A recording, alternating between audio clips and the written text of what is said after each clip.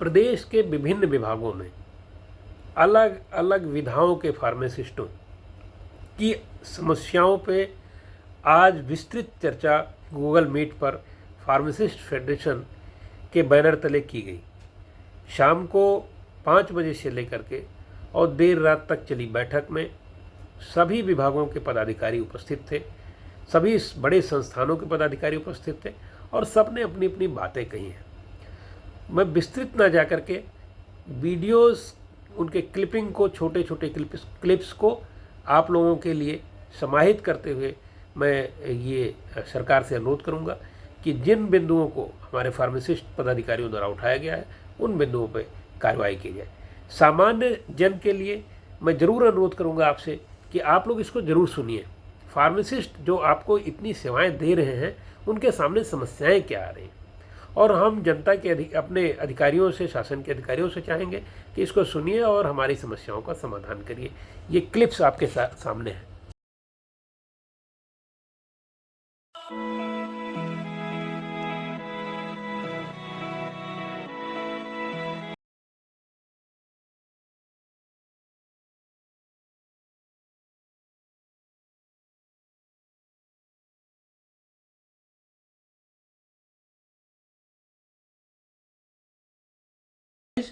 कानपुर हो, medical college Agra हो, medical college Jhansi हो, मेडिकल कॉलेज इलाहाबाद है, ये सारे मेडिकल कॉलेज, लखनऊ का केजीएमयू है।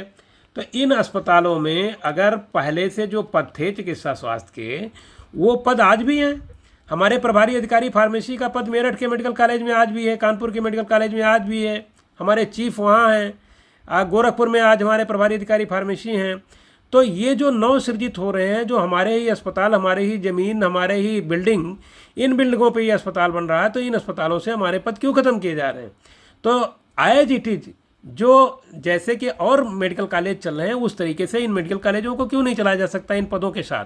और इससे जनता का भी लाभ होगा। जनता को जो निःशुल्क सुविधाएँ मिल रही हैं वो भी मिलेंगी और कर्मचारी जो है वो एज इट इज बने रहेंगे, कर्मचारियों को कोई नुकसान नहीं होगा। और दूसरा, हमने एक ऑप्शन ये दिया था कि जिन लोगों को आपने जहाँ जहाँ से हटा दिया है तो उनको पद सहित वापस करिए। पद क्यों आपने हमारे ख़त्म किए? एक एक पद सृजित कराने में, अभी हम आपको बता रहे थे कि 13 प्रभारी के पद सृजित कराने में 4 साल लगे थे और 13 प्रभारी के पद एक झटके में हमारे चले गए। तो अगर इस तरीके की स्थितियाँ बनती हैं तो हम लोग फिर हमारे साथी जो है वो अगर एजिटेशन करते हैं तो हम लोगों की गलती तो नहीं होगी। तो इसलिए इस चीज़ को हमने गवर्नमेंट के समक्ष रखा और शासन को पत्र लिखा। शासन को पत्र लिखने के बाद मुझे लगता है कि थोड़ा सा इस पर बात हुई, और उस बीच में परिषद का भी एक प्रतिनिधिमंडल चिकित्सा शिक्षा के प्रमुख सचिव जी से मिला था और वहाँ पे ये बात हुई। चिकित्सा शिक्षा के प्रमुख सचिव साहब इस बात पे तैयार हुए। उन्होंने कहा नहीं, ये गलत तो हो रहा है कि भाई आपके पद नहीं समाप्त होने चाहिए, और उन्होंने कहा कि नहीं, हम इसको रोकेंगे। तो जब हम लोगों ने थोड़ा सा अपनी बात को रेज किया, अपनी वॉइस को रेज किया, अपने हाथों को उठाया, हमारी बात शासन तक पहुंची। लेकिन अभी उस पर दिक्कत यह है कि रुक तो गया था उस समय, लेकिन कोई पत्र नहीं जारी हुआ, कोई निर्देश नहीं जारी हुआ शासन का। तो अगर शासन का कोई निर्देश नहीं जारी होगा तो ये प्रॉब्लम आपकी कभी भी फिर से शुरू हो जाएगी, क्योंकि ये नीतिगत निर्णय है। तो आज की बैठक का 2 उद्देश्य है हमारा। एक तो मेडिकल कॉलेजों में जो समाप्त हो रहे हैं पद, उन पदों को हम कैसे बचाएं। दूसरा, वेतन विसंगति का प्रकरण इतने दिनों से लंबित है, उस पर क्या कार्रवाई की जाए। अन्य मांगे जो हैं हमारी, उस पर क्या कार्रवाई हो। और इसके साथ ही कर्मचारी शिक्षक संयुक्त मोर्चा, जिसके हम लोग घटक हैं, उस मोर्चे द्वारा इन मांगों को लेकर के, इसके साथ पुरानी पेंशन का भी मामला उसमें है, वेतन विसंगति का है, और मेडिकल कॉलेज वाला भी मामला हमने उसमें मांग पत्र में रखवाया गया है। तो इन मांगों को लेकर के 11 अप्रैल को 1 दिवसीय धरना जनपदों में दिया जा रहा है और इप्सेफ ने उसको पूरे देश में लागू करने का, समर्थन देने का आश्वासन दिया है और उन्होंने नोटिस जारी किए। तो एक तरीके से पूरे देश में ये आंदोलन होने जा रहा है। तो हम सभी को अपने मेडिकल कॉलेजों के पदों को बचाने के लिए इस आंदोलन में सहभागिता कैसे करनी है, इस पर विचार करने के लिए आप लोगों को बुलाने का मेरा उद्देश्य था। और लगभग मैं देख रहा हूँ कि हमारे करीब 14-15 संगठनों के साथी धीरे धीरे जुड़ गए अब। बाकी जनपदों के हमारे पदाधिकारी जुड़ गए हैं। तो ये बहुत अच्छी चीज़ है कि आज आप लोग जुड़े। एक तीसरा इसमें बिंदु और है, आप लोग इस पर भी चर्चा करिएगा कि जो हमारे होम्योपैथ, आयुर्वेद, वेटनरी और यूनानी और ईएसआई, कारागार और विभिन्न संस्थान जो हमारे एसजीपीजीआई और शैफई, इन संस्थानों में क्या क्या समस्याएं हैं। केजीएमयू की अभी एक समस्या आई थी, आज ही उसका पत्र लिखा गया है। केजीएमयू में अवैधानिक तरीके से पटल परिवर्तन किया जा रहा था, उस पर एक पत्र उनके कुलसचिव को दिया गया है। आवश्यकता पड़ेगी तो केजीएमयू के साथियों के साथ हम लोग आंदोलन करेंगे, पहले वार्ता करेंगे और वार्ता से नहीं हल होगा तो हम आंदोलन करेंगे। लेकिन केजीएमयू के साथियों को हम अकेला नहीं छोड़ेंगे। आज उनकी संख्या कम हो गई तो इसका मतलब ये नहीं कि केजीएमयू का साथी हमारा जो है वो कमज़ोर हो गया है। इस चीज़ को देखना पड़ेगा कि हम अपने किसी साथी को कमज़ोर नहीं होने देंगे। तो केजीएमयू में अगर मनमानी चलेगी, उन्होंने क्या किया है कि जो संज्ञान में आ रहा है कि वहाँ पे केंद्रीकृत जो है वो प्रणाली करने जा रहे हैं और उसमें जो हमारे पहले विभागवार पद थे उन पदों को इधर उधर कर रहे हैं हमारे फार्मासिस्टों को, उसको रोकना पड़ेगा। तो तमाम सारी दिक्कतें हैं अलग अलग जगहों पे।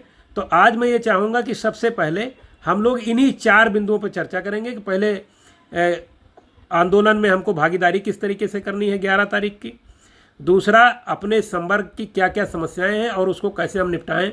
तो सबसे पहले मैं अशोक जी से ये कहूँगा कि जितने हमारे संगठन के पदाधिकारी जुड़े हैं, एक एक करके हम लोग अलग अलग केवल विधाओं का ले लेते हैं और बाकी संस्थानों का तो लगभग हमारे पास है कि क्या क्या समस्याएं हैं, लेकिन विधाओं का एक एक दो समस्या हम ले लेते हैं और उसको एक पत्र तत्काल बना करके हम लोग अलग अलग विभागों के प्रमुख सचिवों को दे दें, जिससे कुछ कम से कम बातचीत चलती रहे। हमारे संज्ञान में बहुत सारी समस्याएं हैं, लेकिन आज की बैठक में इस बात पर चर्चा हो जाए तो ज़्यादा अच्छा रहेगा। तीसरा एक बिंदु और है आप लोगों के लिए कि नए लड़के जो हमारे नए साथी यूथ के लोग जुड़ रहे हैं, आपने देखा हम साइंटिफिक विंग भी हमारा बहुत तेज़ी से काम कर रहा है, लेकिन आज की बैठक में हमने साइंटिफिक विंग के लोगों को नहीं रखा है क्योंकि हो सकता है कल हम बैठक उसकी करेंगे। मैं आप लोगों के संज्ञान में एक चीज़ डाल दूं, हालांकि आज वो बैठक की चर्चा में नहीं है, कि अभी फार्मेसी काउंसिल फार्मेसी एक्ट 1948 जो हम लोगों के लिए एक सुरक्षा कवच है, गवर्नमेंट ऑफ इंडिया उसको रिव्यू करने जा रही है। और रिव्यू कमेटी का जिसको चेयरमैन बनाया गया है प्रोफेसर वाई के गुप्ता साहब, वो फार्मा क्षेत्र के नहीं है, फार्माकोलॉजी के हेड ऑफ डिपार्टमेंट और फार्माकोलॉजी के एम्स के रहे हैं, वो आज जेके जम्मू कश्मीर में है, लेकिन वो फार्मा के नहीं है। उसमें और लोग नीचे जो है जो कई सारे सदस्य बनाए गए उसमें कई लोग ऐसे हैं जो मेडिको के हैं। तो फार्मा का जो फार्मेसी एक्ट बनने जा रहा है उसमें चेयरमैन नॉन फार्मा है। तो क्या हम इस चीज़ को गवर्नमेंट से कैसे उम्मीद करेंगे कि हमको सुरक्षा देने के लिए जो फार्मेसी एक्ट है उसको रिव्यू कर रहे हैं आप, और उसको रिव्यू करते समय फार्मेसी के लोग उसका चेयर नहीं करेंगे, उस कमेटी को कोई और कमेटी चेयरमैन, कोई और आदमी उसको चेयर करेगा। तो हमें तो इसमें थोड़ी सी शंका प्रतीत होती है, इसलिए इस पर हम अपनी साइंटिफिक कमेटी से बात करेंगे और आप लोग भी बात करिएगा अपने लोगों से, और जो एक कंसोलिडेटेड प्रस्ताव बन करके आएगा हम इसको गवर्नमेंट ऑफ इंडिया को भी भेजेंगे। तो लगातार हर तरफ निगाह रखने की ज़रूरत है, इसलिए आज की बैठक बहुत महत्वपूर्ण है। मैं चाहूँगा एक एक करके आप लोग अपनी राय दे दीजिए तो ज़्यादा अच्छा रहेगा। धन्यवाद आप सभी का जुड़ने के लिए। मैं सबसे पहले अपने साथी होम्योपैथ के महामंत्री जी से चाहूँगा कि वो अपनी बात रखें। शिव प्रसाद जी।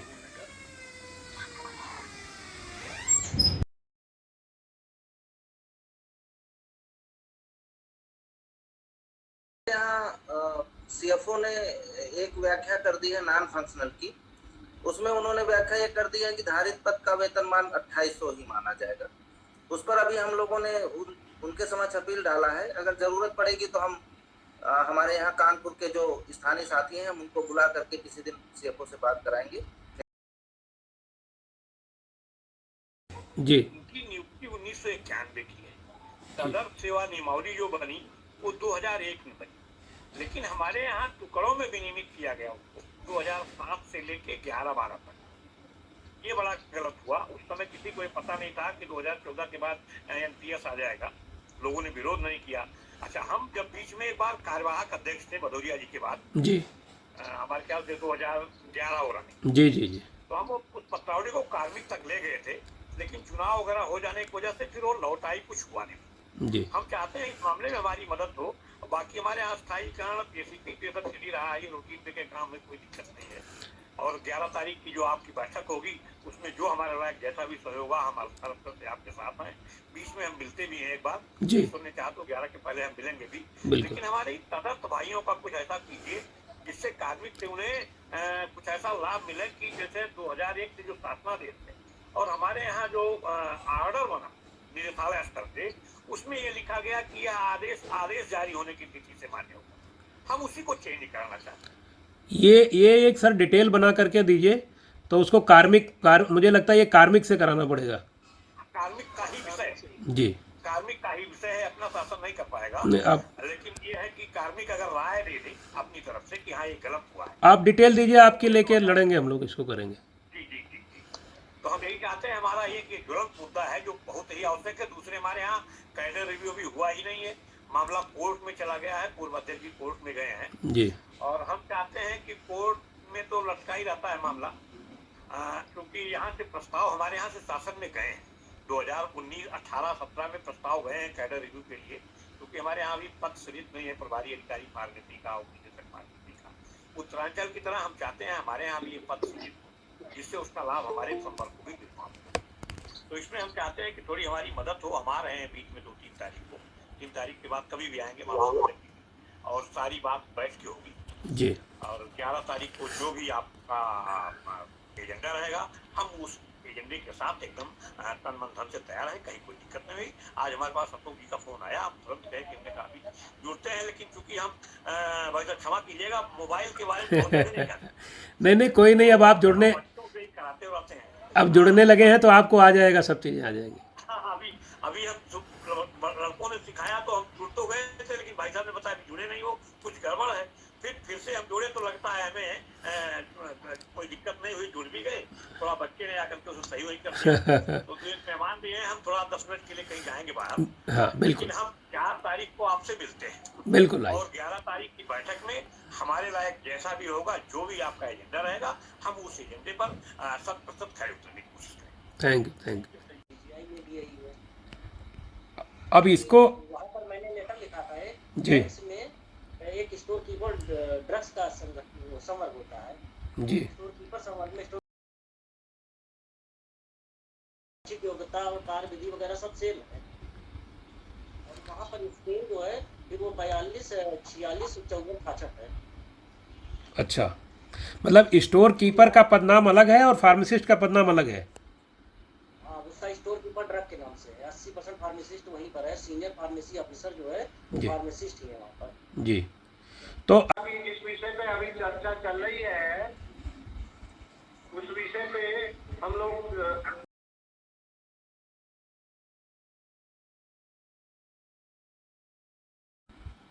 एक लेटर भैया ये शायद एक पॉइंट हम लोगों की तरफ से होना चाहिए, इसे संविदा की तरफ से एक संविदा की भी नियमावली बने, समय सीमा तय हो इसकी कि 5 साल, 8 साल, 7 साल, 10 साल बाद एक नियमावली बने, एक नियमावली बने, इसके लिए लेटर लिखा जाना चाहिए।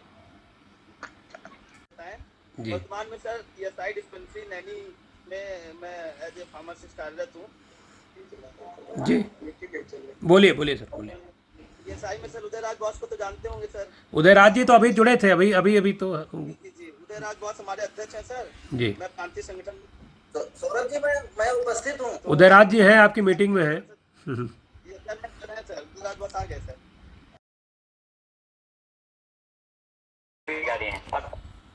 जारी कि हमको खत्म करने के लोग रामनवमी की आप सभी लोगों को हार्दिक बधाई, शुभकामनाएं। जहाँ तक बनारस की बात है तो जो भी आप लोगों का दिशा निर्देश होगा उसका चर्चा पालन होगा। एक बात मैं ये कहना चाहूँगा, जो ये पद लुप्त हो रहे हैं इसको बचाना बहुत आवश्यक है। जैसे प्रभारी अधिकारी फार्मेसी के हैं, इस हिसाब से अगर मेडिकल कॉलेज और अन्य जगहों से जिलों के अगर पद लुप्त हो जाएंगे या समाप्त हो जाएंगे, इनको निकाल दिया जाएगा, तो संगठन का कोई विशेष महत्व नहीं रह जाएगा। इसलिए इसको बचाया जाए। दूसरी बात, ड्रग इंस्पेक्टर के पद बढ़ाए जाए। ड्रग इंस्पेक्टर के पद बहुत कम है, जी इस पर भी विचार किया जाए। और हम समझते हैं, क्योंकि फेडरेशन से जुड़े हैं, तो हम जानते हैं कि सभी विधाओं में इसका जो है पद स्वीकृत किया जाए। इस बात पे गौर किया जाए। रही बात ये एक नई मांग है अशोक जी, जरा इसको 11 जोड़िए। जी रही बात 11 अप्रैल के कार्यक्रम की, क्योंकि प्रधानमंत्री का संसदीय क्षेत्र है, यहाँ से हर कार्यक्रम नंबर 1 पे होता है। आपको आश्वस्त करते हैं कि जो भी कार्यक्रम दिशा निर्देश प्रांतीय स्तर से मिलेगा उसका अक्षरशः पालन होगा और नंबर 1 पे कार्यक्रम जाएगा। आए हुए सभी लोगों को प्रणाम करता हूं एवं रामनवमी की बहुत सारी शुभकामनाएं देता हूं। आपको और इस बाबा विश्वनाथ की धरती से बाबा विश्वनाथ को नमन करते हुए घोष करता हूं कि जिस पुण्य काम के लिए मीटिंग की जा रही है, इसमें हम लोगों को सफलता मिलेगी। वैसे सर, ये बहुत गंभीर विषय है। जो हमारे मानक हैं, जो हमारे पद हैं, उनको खत्म किया जा रहा है। और ऐसी विपरीत परिस्थितियों में अगर हम चौकन्ने नहीं रहेंगे, जगेंगे नहीं, इसका जमकर विरोध नहीं करेंगे, तो आने वाले समय में हमारा वजूद भी खत्म हो सकता है।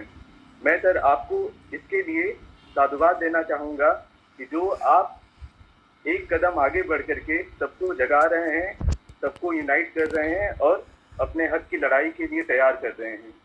सर 11 तारीख का जो आपका प्लान है इस मीटिंग को सक्सेसफुल करने का और सरकार को बताने के लिए कि जो हमारे साथ अन्याय हो रहा है, हमारे पद को खत्म किया जा रहा है, उसके लिए सर बनारस की धरती से हम लोग पुरजोर इस अनशन में आपको जो भी गाइडेंस होगा उसका पूर्णतः पालन किया जाएगा। वैसे तो सर परेशानियां बहुत सारी हैं, लेकिन क्योंकि यहाँ पे बहुत सारे वक्ता हैं, तो अगर मैं ज़्यादा समय लूँगा तो उनके साथ न्याय नहीं होगा। नहीं, आप अपनी बात कह सकते हैं, कहिए। कर सकते हैं सर। जी सर ऐसे देखा जाए फार्मासिस्ट के लिए तो हम लोगों के सर सबसे बड़ी प्रॉब्लम ये है कि ड्यूटी रोस्टर नहीं है सर। अभी तक प्रमोशन का मतलब कुछ दिखता ही नहीं है कि क्या प्रमोशन के चांसेस हैं। ड्यूटी रोस्टर ना होने की वजह से सर सीएसपीओ पे 24 घंटे का काम है, 2-2 लोग काम वहाँ पे कर रहे हैं। आज के टाइम में सर ARV की सुई भी खूब लग रही है, इतना ज़्यादा उसको कैंपेन किया जा रहा है सरकार के द्वारा एवं जिला शासन के द्वारा उसको प्रमोट किया जा रहा है। और उसमें 24 घंटे सर हर CSC के ऊपर बनारस में CMO सर के द्वारा आदेश किया गया है कि 24 घंटे ARV की सुई लगेगी। सर इमरजेंसी भी जब से 108, 102 की सुविधाएं बढ़ी हैं, बहुत ज़्यादा आने लगी है। ऐसे में सर 2 फार्मासिस्ट ज़्यादातर CSC के ऊपर कैसे कर पाएगा। दूसरा, संडे के दिन का जो होता है सर, संडे के दिन भी छुट्टी नहीं मिल पाती है ज़्यादातर लोगों को। ये सर बहुत कठिन समस्याएं हम लोगों के सामने आ रही हैं। काम करने से सर कोई नहीं डर रहा है, काम जितना हो सर किया जाए, कोई प्रॉब्लम नहीं है। बट प्रॉब्लम ये है सर कि हर काम में बेवजह जहाँ पे काम नहीं है फार्मासिस्ट, तो वहाँ पे भी फार्मासिस्ट से ही काम करवाना सब लोग चाह रहे हैं। इवन सर हॉस्पिटल के अंदर जो है कुछ भी चीज़ें होती हैं, जैसे FTLMIS होता है, उसमें आशाओं को बाकी चीज़ें देनी होती है, वो लोग ऑनलाइन इंडेंट बना के नहीं देती हैं। हमारे अथॉरिटी और बाकी लोग कहते हैं कि आप जो है उनका इंडेंट भी ऑनलाइन बनाइए, उनको इश्यू भी करिए। इश्यू भी देख कर दिया जाता है तो लेने नहीं आती हैं सर, और हमारे पास कुछ ऐसी सुविधा नहीं होती है कि हम उनको जाकर के सप्लाई करें। उसकी जो सारी रिस्पॉन्सिबिलिटी फार्मासिस्ट को ही जाती है। तो हर रिपोर्टिंग, कोई भी रिपोर्टिंग हो सर, रिपोर्टिंग में बाकी किसी से कुछ नहीं पूछा जाता है और लोग अपनी डेटा भी सही नहीं देते हैं, डेटा भी अपनी गलत देते हैं और उसकी जिम्मेदारी भी फार्मासिस्ट को हो जाती है। ये सर कई सारी बहुत दिक्कतें आ रही हैं आज के टाइम में। सबसे बड़ा एक सर और है कि हम लोगों का जो कार्य का सर वो है, उसको इतना ज़्यादा मतलब उसको विस्तृत कर दिया गया है जिसमें हम अपनी खुद की पहचान बना नहीं पाते हैं। जैसे हमारा मेन अगर फार्मासिस्ट का काम देखा जाए तो दवाओं से लेकर के है, हमारी जो है drug storage, drug distribution, medicine part को लेकर के है। लेकिन जैसे यहाँ पे हो रहा है कोई भी नया प्रोग्राम आ रहा है, उसमें से फार्मासिस्ट को कर दिया जाता है बट उसकी क्रेडिट नहीं मिलती है। जब भी क्रेडिट की बात होती है वहाँ पे स्टाफ नर्स, बाकी लोगों का नाम आता है, लेकिन फार्मासिस्ट को नहीं मिलता है। आज की टाइम में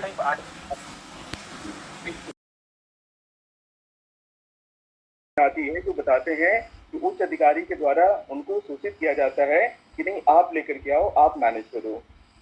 सर संडे के दिन जो है मुख्यमंत्री जन आरोग्य मेला जो लग रहा है, वहाँ की सारी व्यवस्था करवाने की जिम्मेदारी हमारे फार्मासिस्टों के ऊपर आ जाती है। वो बेचारे सर हर जन आरोग्य मेला में पानी पीने से लेकर के मिठाई चाय की व्यवस्था भी करवाना फार्मासिस्ट के पॉकेट से जा रहा है। अगर वो नहीं करता है तो उसको धमकी दी जाती है, अलग अलग तरह से टारगेट किया जा रहा है। सर आज के टाइम में मतलब जितनी भी चीजें हैं सर, फाइनेंशियल बजट उसके पास है नहीं, लेकिन सारी चीजों की जिम्मेदारी फार्मासिस्ट की आ जाती है। जी और दूसरे से जो है मतलब अगर आज हम नहीं जगेंगे, सब लोग यूनाइटेड नहीं होंगे, तो आने वाला समय सर सबके लिए बहुत टफ होगा।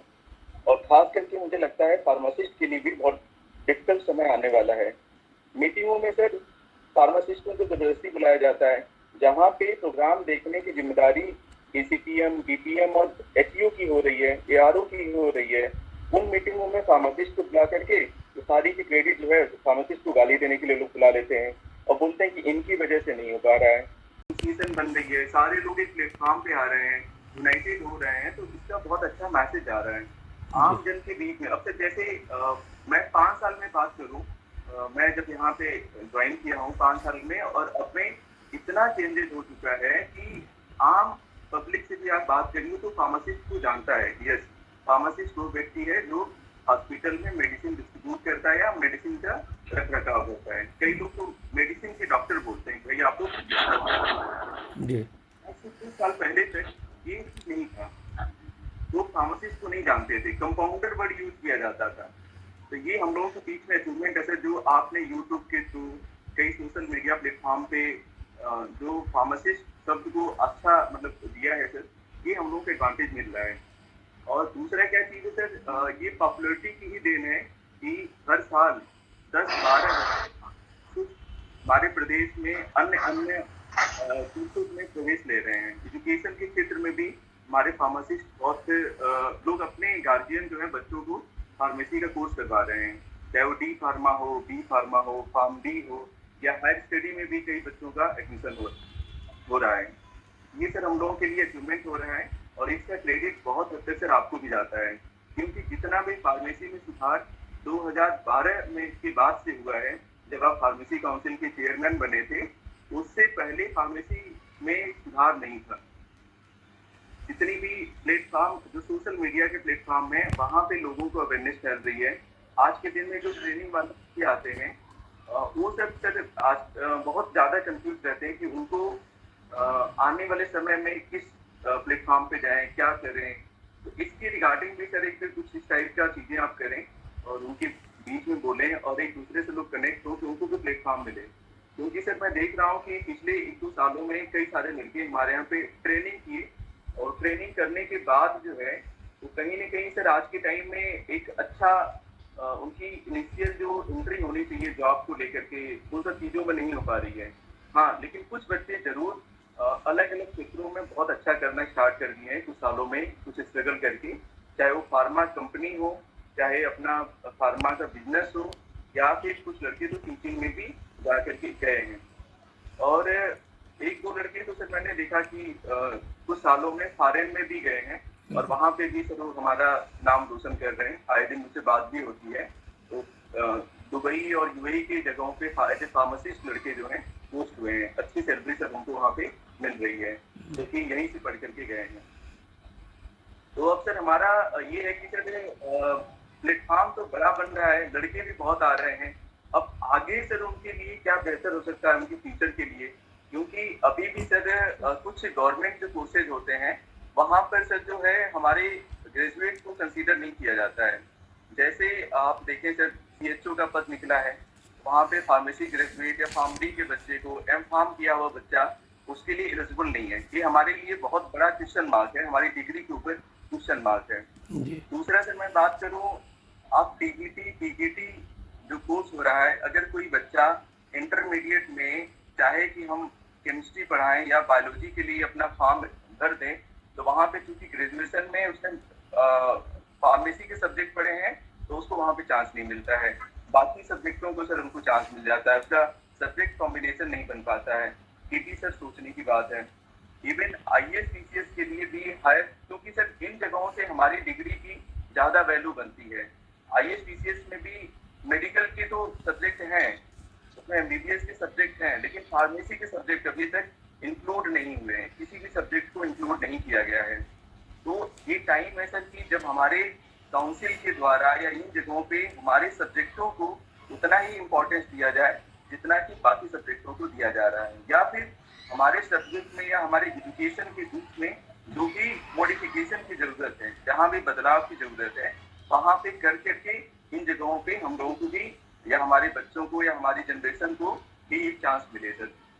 ये बहुत ज्यादा, क्योंकि अगर हम मॉडिफाई नहीं कर रहेंगे और उसी ढर्रे पे सर चलते रहेंगे तो डेफिनेटली सर हमें प्रॉब्लम आने वाले समय में ज्यादा होगी जी। और सर एक और बात है सर, आज भी सर रजिस्ट्रेशन को लेकर के लड़के बहुत परेशान हो रहे हैं। मैं जान रहा हूँ कि सर वहाँ पे आपका बहुत ज्यादा रोल अब नहीं रहा, लेकिन कुछ भी हो सर कुछ सोर्सेज के थ्रू उनको दिक्कत इतनी नहीं आए। ये मैं कहूँगा कि इसके ऊपर आप लोग तो कुछ न कुछ प्लान करिए।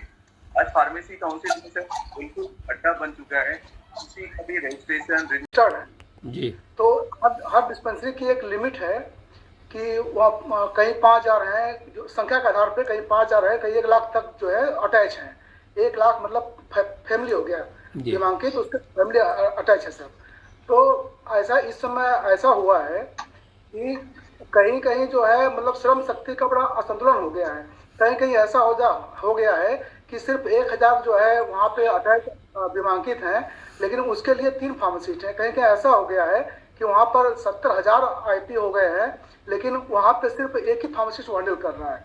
तो ये बात मैं अपने अध्यक्ष उदयराज जी के माध्यम से उठाया हूँ, वो भी जो है हैंडल कर रहे हैं। मैं चाहता हूँ सर कि जो है फार्मेसी फेडरेशन भी इस बात को उठाए सर। बिल्कुल। हाँ सर, आपके फेडरेशन से बहुत दिनों से जुड़ा हुआ, जब से बना है तब से, लेकिन आज मुझे कुछ बोलने का मौका मिला। हेलो जी, बोलिए बोलिए बोलिए। सर मेरी आवाज आ रही है? हाँ, आवाज आ रही, बोलिए। सर मैं यही चाहता हूँ कि जितने भी फार्मासिस्ट उत्तर प्रदेश के हैं या पूरे भारत के हैं जी सर, एक संगठन में रहे और काम करें जी। और मेरे लायक कोई भी जिम्मेवारी हो, दिल्ली में रजिस्ट्रार से लेके जो भी प्रॉब्लम, कुछ भी समस्या हो, मुझे बताइएगा, मैं जरूर आपका हेल्प करूँगा सर। ठीक है, बहुत बहुत धन्यवाद आपका। बहुत बहुत जनेश्वर जी अपना नंबर दे दें, मोबाइल नंबर तो सही है। मोबाइल नंबर बोल दीजिए। 9911 हाँ 9911 516 716। ठीक। ये सारे लोग नोट कर लीजिए, दिल्ली में किसी को कोई ज़रूरत हो जनेश्वर जी से कांटेक्ट करें। देखिए संगठन और बाकी जो समस्याएं थी हमारे अध्यक्ष जी ने आपको बताई दी है सर, नोट ही करा दी है।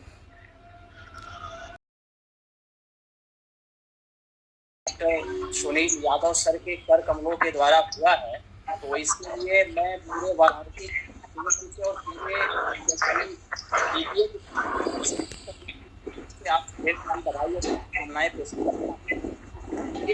ऐसा आपने रास्ता तैयार किया है कि हम सभी लोग जो एक तो आपका राजकीय फार्मेसिस्ट महासंघ का जो गठन किया गया, इसमें सभी विधाओं के फार्मासिस्टों को जोड़ा गया। तो यहाँ पे फार्मासिस्ट इकट्ठा हो गए। इसके बाद आपके द्वारा मैं आपसे आभार व्यक्त करता हूँ कि आपने राजकीय फार्मासिस्ट महासंघ की गठन के बाद जो हमारा यूथ फार्मासिस्ट फेडरेशन का गठन किया, तो इससे हमारे पूरे उत्तर प्रदेश में जहाँ जहाँ इसका जो है चयन हो गया है, जहाँ जहाँ पे ये हमारा सुचारू रूप से कमेटी बना के चलाया जा रहा है, तो इससे कहीं न कहीं वाकई में हम लोगों को एक जो है ऊर्जा मिलेगी। और तीसरी चीज शायद 2 दिन पूर्व जो रिटायर्ड विंग है हमारे, जो कि वाकई में अभी सुनील यादव सर ने बोला कि वो जो है हमारे संगठन को पाले पोसे और आज जो है इतना बड़ा कर दिए कि उससे जो है फल भी निकलने लगे। तो वो उन लोगों को भी जोड़कर उनका राय लेने के लिए जो आपने ये कदम उठाया है, इसके लिए भी हम सभी लोग आपका हृदय से आभार व्यक्त करते हैं और बाबा विश्वनाथ से नगरी से यह कामना करते हैं कि ऐसे ही हम लोगों का संबंध आगे बढ़ाया जाए। समस्याओं की तो हमारे ईएसआई से तो हमारे अभी वाराणसी जोन के अध्यक्ष जी ने भी अपनी समस्या को रखा है और हमारे ईएसआई डीपीए के प्रदेश अध्यक्ष बड़े भैया उदय राज सिंह ने भी समस्याओं से अवगत कराया है। मैं ईएसआई में आने के पूर्व बनारस में ही मैं फार्मासिस्ट एसोसिएशन ऑफ राष्ट्रीय स्वास्थ्य मिशन का अध्यक्ष था, तो मैं पीएमएस में भी कार्य कर चुका हूँ। तो वो अभी जितेंद्र यादव भाई जी जो अपना पॉइंट नोट कराए हैं वो वाकई में मैं पीएमएस के कार्य के दौर से गुजरा हुआ हूँ, तो वो चीजें बड़ी सटीक उन्होंने बताई है और उसको जो है थोड़ा सा हल करने की जरूरत है। हालांकि हमारे यहाँ वाराणसी जोन में तो दवाओं को ले जाने के लिए हमारे सीएमएसडी स्टोर के फार्मासिस्ट को हम लोगों ने समझाया और वो इतना एक्टिव मोड में आए कि वो खुद दवाएं सप्लाई कराते हैं और उसका पैसा वो अपना सीएमओ ऑफिस से निकाल लेते हैं। लेकिन पीएमएस की स्थिति अभी भी बनारस की बद से बदतर होती जा रही है। इस मामले में वाकई में हर जगह जो है फार्मासिस्टों को जेब ढीली करनी पड़ रही है। तो मैं भले ही ईएसआई संवर्ग में हूँ लेकिन पीएमएस से मेरा नाता पुराना रहा है, तो उनके दर्द को मैं नजदीकी से जानता हूँ। तो उस थोड़ा काम करने की जरूरत है। वैसे भी हम लोग मिलके CMSD store incharge Anil Rai ji हैं बनारस में, तो उनसे हम लोग अध्यक्ष भी हैं बनारस के, तो इसका कोई हल निकालने का हम लोग जो है कोशिश करेंगे। बाकी चीजें सब ठीक ठाक हैं और एक बार पुनः हमारे फार्मासिस्ट फेडरेशन को एक नई गति और नई ऊर्जा देने के लिए सुनील यादव सर का, अशोक सर का हृदय से आभार व्यक्त करते हैं और बस इन्हीं सब बातों से अपनी वाणी को विराम दें।